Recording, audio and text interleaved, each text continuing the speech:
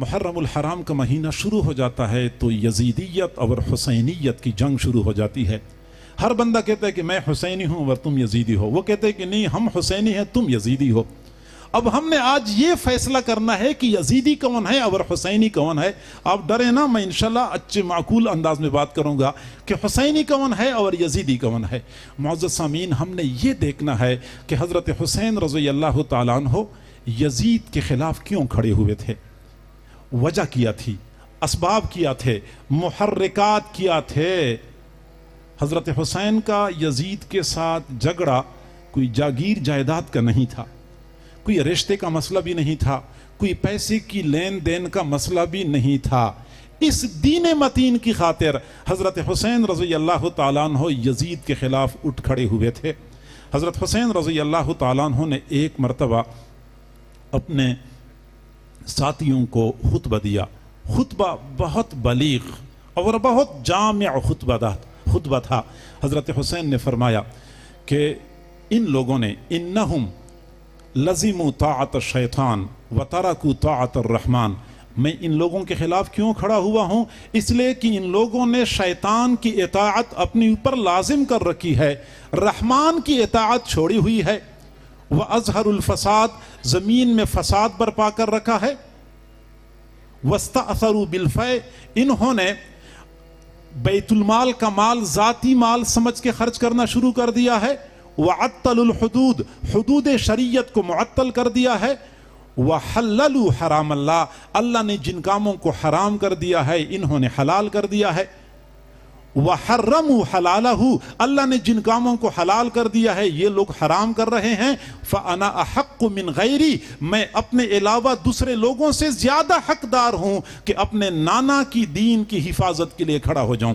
اب توجہ کریں، حضرت حسین رضی اللہ عنہ نے اس مختصر سی عبارت میں، اس مختصر سے خطبے میں ان لوگوں کا جو ان کے کارنامے تھے، ان کے جو کرتوت تھے، ان کا تذکرہ فرمایا کہ یہ وہ لوگ ہیں جنہوں نے رحمان کی اطاعت کو چھوڑا ہوا ہے اور شیطان کی اطاعت کو لازم کر دیا ہے. ذرا اپنے گریبانوں میں جھانک کے دیکھا کریں، ہم وہ کام کر تو نہیں رہے کہ ہم نے بھی شیطان کی اطاعت کو اپنی اوپر لازم کر رکھی ہو اور رحمان کی اطاعت چھوڑی ہوئی ہو.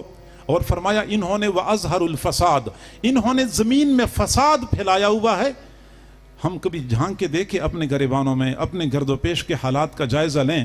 کیا ہم زمین میں فساد پھیلانے والے نہیں ہیں؟ کہ ہماری پاک دھرتی پہ اس وقت جو فساد نظر آتا ہے یہ کس نے پھیلایا ہے؟ ہم نے ہی تو یہ فساد برپا کر رکھا ہے. کیا ہم دوسروں کی بیٹیوں کے ساتھ راتوں کو چیٹنگ کر کے زمین میں فساد برپا نہیں کرتے؟ کیا ہم پیسے کے زور پہ دوسروں کی بیٹیوں کو نچا کے عزتوں کو لوٹتے نہیں ہیں؟ کیا ہم عدالت میں انصاف بیچ کے زمین میں فساد برپا نہیں کرتے؟ کیا ہم دوسروں کے حقوق دبا کے فساد برپا نہیں کرتے؟ کیا ہم ناحق لوگوں کا خون بہا کے زمین میں فساد برپا نہیں کر چکے؟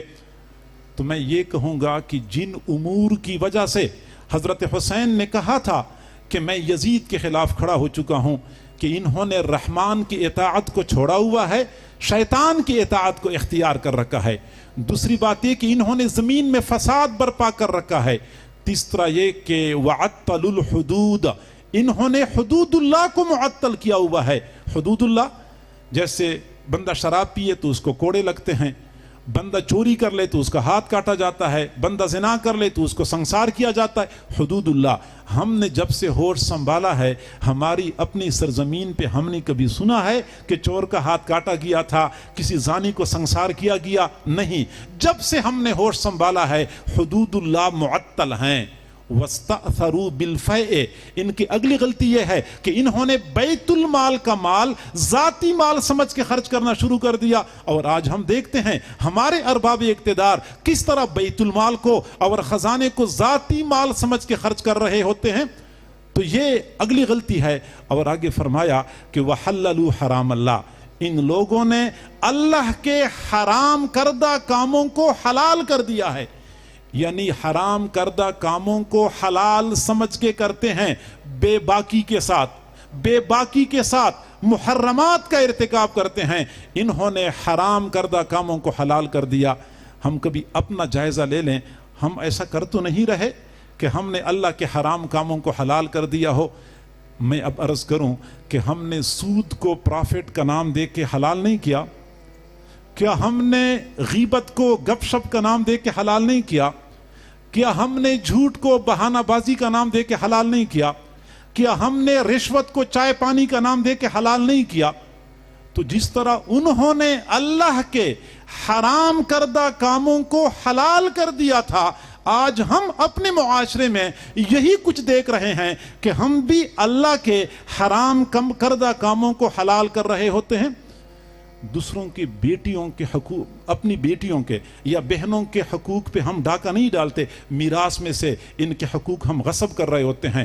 تو یہ سارے وہ حرام کام ہیں جن کو ہم حلال سمجھ کے کرتے ہیں۔ تو میں عرض کروں کہ جو کرتوت ان لوگوں کے تھے جن کے خلاف حضرت حسین کھڑے ہوئے تھے، تو وہ سارے کارنامے تو ہم بھی سر انجام دے رہے ہیں۔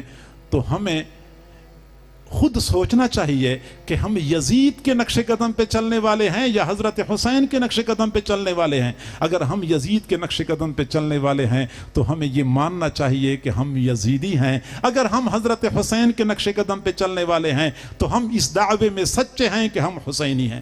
اب ہم میں سے ہر بندہ اپنے گریبان میں جھانک کے دیکھ کے فیصلہ کر سکتا ہے کہ ہم یزیدی ہیں یا ہم حسینی ہیں۔ میں تو عرض کرتا ہوں، آپ حضرات ناراض نہ ہوں، کہ اگر ہم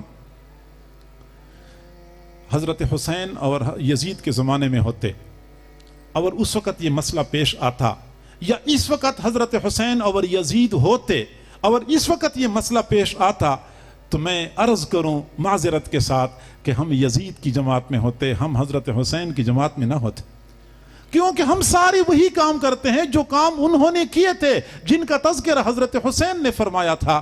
تو لہٰذا یہ حسینیت اور یزیدیت کی جنگ بے فائدہ ہے۔ سوچنا چاہیے جو حضرت حسین کا پیروکار ہے وہ حسینی ہے، جو یزید کا پیروکار ہے وہ یزیدی ہے۔